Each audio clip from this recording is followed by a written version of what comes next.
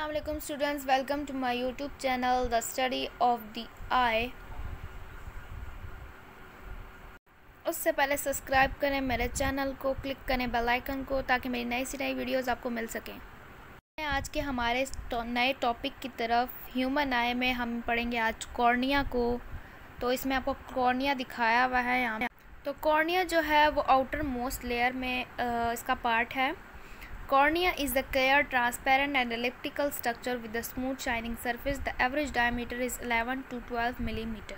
Cornea जो है clear shape, transparent होता है जिसमें से लाइट गुजर सकती है। एलिप्टिकल स्ट्रक्चर मींस कि ओवल शेप के अंडे की तरह स्मूथ ही शेप होती है, शाइनिंग सरफेस होता है और उसका डायमीटर जो है 11 to 12 मिलीमीटर है। The power of the cornea is 43 to 45 diopter. Refractive index of the cornea is 1.376, which is nearly equal to 1.38. Anatomical dimension of normal cornea: anterior horizontal 11.7 millimeter, vertical 10.6 millimeter, posterior horizontal 11.7 millimeter, vertical 11.7 millimeter. तो power है cornea की 43 to 45 डियोप्टर्स में है। इसका refractive index 1.38 है। Anatomical dimension में जो इसका एंटीरियर सेगमेंट का हिस्सा है उसमें हॉरिजॉन्टल 11.7 मिलीमीटर है इसकी डायमेंशन और वर्टिकल 10.6 मिलीमीटर है। पोस्टीरियर में जो है हॉरिजॉन्टल इसका 11.7 मिलीमीटर है, वर्टिकल में 11.7 मिलीमीटर है। आपको कॉर्नियल थिकनेस के बारे में बताऊंगी कि इसकी थिकनेस कितनी होती है। सेंट्रल पार्ट से 0.5 to 0.6 मिलीमीटर होती है, पेरिफेरल से 1.22 मिलीमीटर होती है। रेडियस ऑफ द कॉर्निया जो होता है वो एंटीरियर सरफेस पे 7.8 मिलीमीटर्स होता है। एंटीरियर सरफेस से जो उसका रेडियस है वो 6.5 मिलीमीटर्स है। उसके बाद हम नर्व सप्लाई ऑफ कॉर्निया पढ़ेंगे। तो कॉर्निया को सप्लाई करती है फिफ्थ क्रेनियल नर्व जिसे हम ट्राइजेमिनल नर्व है। न्यूट्रिशन ऑफ द कॉर्निया में oxygen from air, aqueous humour, prelimbal blood vessels. Nutrition क्या है, मतलब उसकी खुराक क्या है। ऑक्सीजन लेती है एयर से, एटमॉस्फेयर से, और एक्वस ह्यूमर। इसका मतलब ये नहीं कि एक्वस ह्यूमर उसकी खुराक है। एक्वस ह्यूमर मिनरल्स, विटामिन्स वगैरह चीज़ें प्रोवाइड करता है, ग्लूकोज प्रोवाइड करता है कॉर्निया को। और प्रीलिम्बल ब्लड वेजल्स वो हैं जो लिम्बस के इर्द गिर्द जो ब्लड वेजल्स होती हैं वो से सप्लाई करती है nutrition. Functions of the cornea: it helps to shield the rest of the eye from germs, dust, other harmful matters. The cornea act as the eye outermost lens. Its function like a window that controls the focus, the entry of the light into the eye. The cornea contribute between 65 to 75% of eye total focusing power. Cornea जो है वो help करता है germs वगैरह से, protect करता है आई को, और ये आउटर मोस्ट लेंस की तरह काम करता है। और ये विंडो की तरह होता है जो लाइट को एंट्री देता है, जैसे हेल्प करता है एंट्री में। और 60 to 75% लाइट यहाँ से गुजर के जाती है और रेटिना पे फोकस होती है। अब हम कॉर्निया के लेयर्स के बारे में बात करेंगे, स्ट्रक्चर के बारे में। There are 5 layers of cornea: epithelium, Bowman's membrane, substantia propria और stroma, Descemet membrane and endothelium membrane.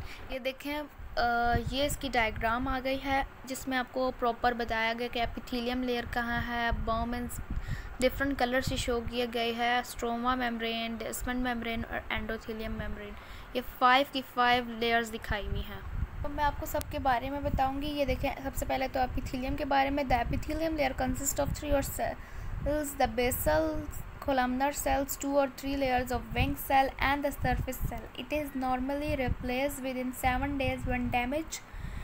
Epithelium cell जो है वो 3 टाइप्स ऑफ सेल्स कंसिस्ट करता है। सबसे पहले तो बेसल कोलमनर सेल, उसके बाद 2 से 3 लेयर्स विंग सेल की, और फिर सरफेस सेल। और ये नॉर्मली रिप्लेस कर दिया जाता है 7 डेज़ के बाद जब डैमेज हो जाता है ये। तो अब हम नेक्स्ट लेयर की तरफ आते हैं, Bowman's membrane. It is made up of collagen fiber. It does not regenerate when damaged. It results in the formation of permanent corneal opacity. अच्छा, बाउमेंस मेम्ब्रेन जो है वो made of collagen fibres, collagen fibres के बने हुए होते हैं।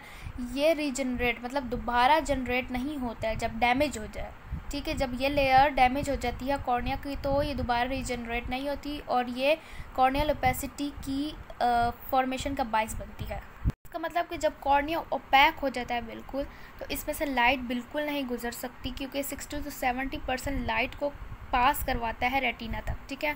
उसके बाद सिस्टेनिया प्रोप्रिया स्ट्रोमा मेम्ब्रेन आ गया। It's form the 90% of corneal thickness. It consist of keratocytes. मतलब कि कॉर्नियल थिकनेस जो है ये 90% यही बनाती है। ये थर्ड लेयर है और 90% कॉर्नियल थिकनेस बनाती है। इसके अंदर केराटोसाइट्स होते हैं। केराटो मीन्स कॉर्निया और साइट मतलब सेल्स। इसमें सेल्स होते हैं कॉर्निया के। ठीक है। तो हम आ जाते हैं डेस्मंड मेम्ब्रेन, जो हमारी चौथी मेम्ब्रेन है कॉर्निया की। It is thin but strong homogeneous elastic membrane which can regenerate. Desmond membrane जो है वो थिन होती है, बारीक पतली होती है, स्ट्रॉन्ग भी होती है। ठीक है। ताकतवर मीन्स के, और होमोजीनियस एक जैसी, और इलास्टिक मतलब इलास्टिसिटी इसमें बहुत होती है। ये जो है जब डैमेज हो जाती है तो ये रीजनरेट भी हो सकती है। ठीक है। अब हम आ जाते हैं अपनी नेक्स्ट लेयर की तरफ, जो है हमारी epithelium membrane. It is a single layer of flattened hexagonal cell. The cell density is about 3000 cells millimeter at birth, which decreases with advancing age. It is measured by specular microscopy. ठीक है। Endothelium membrane जो है वो single layer of flatten cell है, hexagonal cell mean के 6 से निकले hexagonal shape cells होते हैं। ठीक है। 3000 मिलीमीटर स्क्वायर जो है ना सेल्स की डेंसिटी है, और ये आहिस्ता आहिस्ता डिक्रीज़ करती है एडवांसिंग एज। जैसे जैसे हमारी एज बढ़ती है तो ये डिक्रीज़ करते हैं, और ये स्पेकुलर माइक्रोस्कोपी से मेजर किया जाता है। होप आपको मेरी वीडियो अच्छी लगेगी। Thanks for watching my video. Take care. अल्लाह हाफिज़।